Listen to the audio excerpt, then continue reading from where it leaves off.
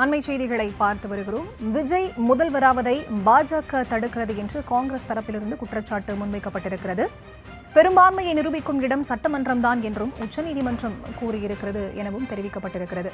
தனிப்பெரும் கட்சியை ஆட்சியமைக்க ஆளுநர் அழைக்க வேண்டும் என்ற ஒரு கருத்தும் காங்கிரஸ் தரப்பிலிருந்து முன்வைக்கப்பட்டிருக்கிறது. விஜய் முதல்வராவதை பாஜக தடுப்பதாக காங்கிரஸ் மாநில செயலாளர் மோகன் குமாரமங்கலம் குற்றச்சாட்டை முன்வைத்திருக்கிறார். 118 எம்எல்ஏக்களின் ஆதரவு கடிதத்தை ஆளுநர் கேட்டதாக வெளியான தகவலை சுட்டிக்காட்டி அவர் இந்த குற்றச்சாட்டை முன்வைத்திருக்கிறார். ஆளுநர் பெரும்பான்மை குறித்து கேள்வி கேட்க முடியாது என்றும் அவர் தமது கண்டனத்தை பதிவு செய்திருக்கிறார். இது தொடர்பான விவரங்களுக்கு இணைகிறார் எமது செய்தியாளர் ராஜேஷ். அவரிடம் பேசலாம். வணக்கம் ராஜேஷ், விவரங்கள். வணக்கம்.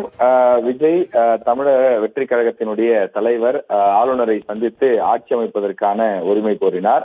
ஆனால் ஆளுநர் இதுவரை அவரது அந்த கடிதத்தை, அதாவது ஆட்சி அமைக்க வாருங்கள் என்ற அழைப்பு கடிதத்தை கொடுக்கவில்லை.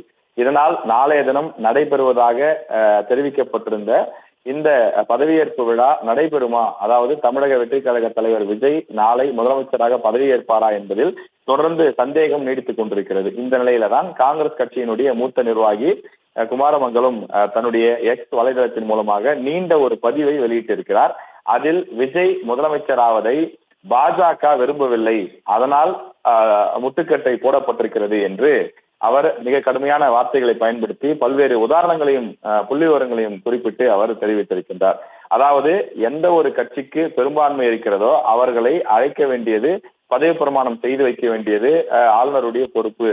ஆனால் ஆளுநர் இந்த சதவீத கணக்கு, இந்த பெரும்பான்மை வந்திருக்கிறதா இல்லையா என்ற கூட்டல் கழித்தல் கணக்கெல்லாம் அவர் பார்க்க கூடாது. அதை பார்க்க வேண்டிய இடம் சட்டமன்றம்.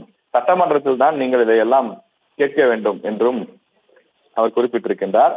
அதாவது ஃப்ளோர் டெஸ்ட் நடைபெறும் போதுதான், அந்த பெரும்பான்மை நிரூபிப்பதற்கான விஷயங்கள் நடைபெறும் போதுதான் சட்டமன்றத்தில் தான் அதை பார்க்க வேண்டுமே தவிர ஆளுநர் அதை பார்க்க கூடாது என்று 2006 நடைபெற்ற அந்த விஷயங்கள் SR பொம்மைக்கு எதிரான இந்திய யூனியன், அதாவது இந்திய அரசாங்கத்துக்கும் எதிரான அந்த ஒரு வழக்கை சுட்டி காண்பித்து அவர் குறிப்பிட்டிருக்கிறார்.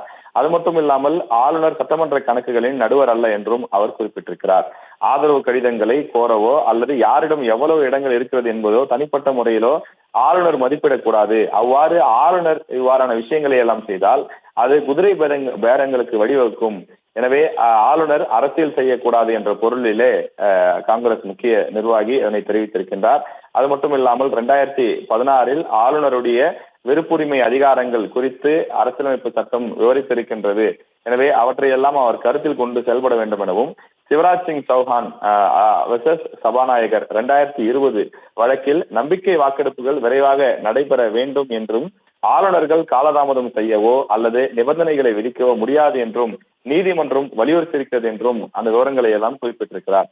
ஆளுநர் சட்டப்பூர்வமாக என்ன செய்ய முடியும்? முதலில் மிகப்பெரிய கட்சி எதுவோ அந்த கட்சியை அழைத்து அது மரபுப்படி அவர்கள் ஆட்சி அமைப்பதற்கான நடவடிக்கைகளை மேற்கொள்ள வேண்டும். அந்த வகையில் தமிழ்நாட்டில் நடைபெற்று முடிந்த சட்டமன்ற தேர்தலில் தமிழக வெற்றி கழகம் தான் அதிக இடங்கள் பெற்ற கட்சியாக இருக்கிறது.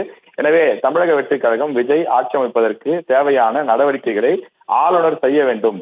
சபையில் பெரும்பான்மை, அதாவது சட்டப்பேரவையில பெரும்பான்மை நிரூபிக்க ஒரு நியாயமான கால வரையறை கொடுக்கப்பட வேண்டும். அந்த கால வரையறைக்குள் அவர்கள் பெரும்பான்மையை நிரூபிக்கவில்லை என்றால் அதன் பிறகு ஆட்சியை கலைக்கலாம். ஆனால் ஆட்சி அமைக்கவே எந்த விதமான வாய்ப்பும் கொடுக்காமல் இருப்பது ஜனநாயக விரோதமானது என்ற அடிப்படையிலே அவர் இந்த கருத்தை தெரிவித்திருக்கிறார். அரசியலமைப்பு சட்ட முன்னுரிமை வரிசையை குறிப்பிடவில்லை எனவும், ஆளுநர்கள் இந்த தெளிவற்ற நிலையில் ஏற்கனவே கோவா 2017, மணிப்பூர் 2017, கர்நாடகா 2018, மகாராஷ்டிரா 2019 ஆகிய ஆண்டுகள்ல மாநிலங்கள் அந்த ரீதியாகவும் இதனை பயன்படுத்தி இருக்கிறார்கள் எனவும், பல்வேறு மாநிலங்கள்ல இதற்கு முன்பு ஆளுநர்களுக்கும் பெரும்பான்மை இல்லாத அரசுகளுக்கும் இடையே நடைபெற்ற பல்வேறு விஷயங்களை சுட்டி காண்பித்து காங்கிரஸ் மூத்த நிர்வாகி இந்த விஷயங்களை தெரிவித்திருக்கிறார். கர்நாடகத்தில் கூட 2018 உச்சநீதிமன்றம் தலையிட்டு 24 மணி நேரத்திற்குள் நம்பிக்கை வாக்கெடுப்பு நடத்த உத்தரவிடப்பட்டது. எனவே இது போன்ற பல்வேறு விஷயங்கள் இருக்கக்கூடிய சூழ்நிலையில் ஆளுநர் ஒருதலை பட்சமாக நடந்து கொள்ளக்கூடாது. இதற்கு பின்புறத்தில் பாஜகவினுடைய கை ஓங்கி இருக்கிறது என்ற பொருளில் காங்கிரஸ் கட்சி இதை கடுமையாக விமர்சனம் செய்து அறிக்கை வெளியிட்டிருக்கிறது.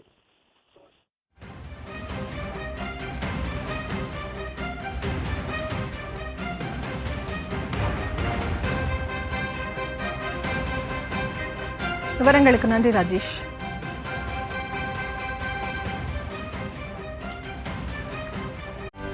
செய்திகளை உடனுக்குடனும் துல்லியமாகவும் தெரிந்து கொள்ள சப்ஸ்கிரைப் பண்ணுங்க.